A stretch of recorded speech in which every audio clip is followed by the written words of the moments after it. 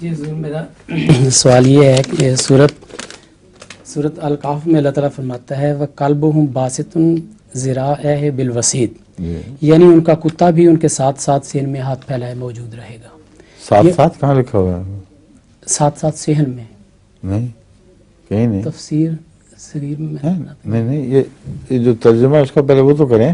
جی، یعنی ان کا کتا بھی ان کے ساتھ، یہ بریکٹ میں تھا اصل تو بنے باہر بریکٹ چھوڑ دیں. جی، یعنی ان کا کتا بھی صحن میں ہاتھ پھیلائے موجود رہے گا. ہاں، صحن میں یا وسیع چوکھٹ کو بھی کہتے ہیں. تو مراد یہ ہے کہ ان کی چوکھٹ پر بیٹھا ان کی حفاظت کرتا رہے گا، ان کا نگران رہے گا. کوئی باہر سے آنے والا ہوگا تو وہ دوڑ کے آ جائے گا اندر، آگے خبر کرے گا. اور یہی اصحاب کہف کا ساتھی ہے جو آئندہ ان کی سوسائٹی کا ایک جز بن گیا. اور یہ دیکھیں کس طرح مذہب انسانی سوسائٹی پر اثر انداز ہوتا ہے. مذہبی تاریخ جو کتے کے ساتھ ان کا لگاؤ، کیونکہ اس نے وفا کی تھی تو انہوں نے بھی پھر وفا کی ہے کتے سے.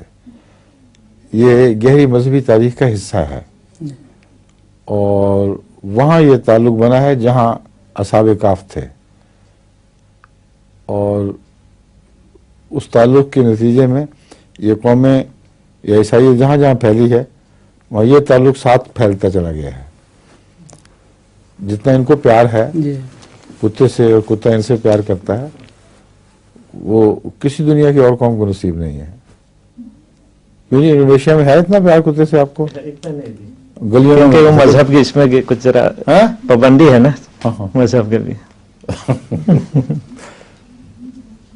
یہ وہ کتا ہے جو ایسا چوکھٹ پہ بیٹھا ہے کہ پھر نہیں اٹھا. کتے کے لیے، اس کو بچانے کے لیے پیچھے دو بڈھا بڈھی نے جان دے دی اور دو موت کے قریب پہنچ گئے ان کو بچانے کی کوشش میں. برف اب تو بہت گہری ہو گئی ہے، اب تو ہم نے برف پہ دوڑا کے بھی دیکھا ہے آدمیوں کو، پتہ بھی نہیں لگتا. وہ بتا دیتی ہے اس کی سطح کہ میں کتنی مضبوط ہوں. وہ کتے تو احتیاط نہیں کرتے، بس بچے بھی نہیں کرتے.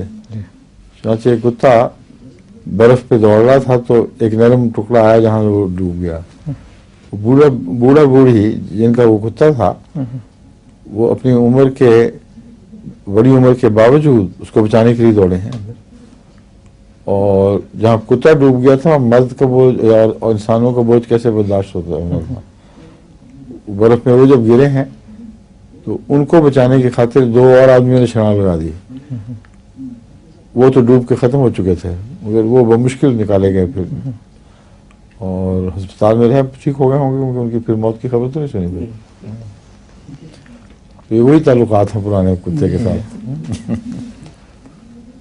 ہماری یہ تھی انڈونیشیا والے دوست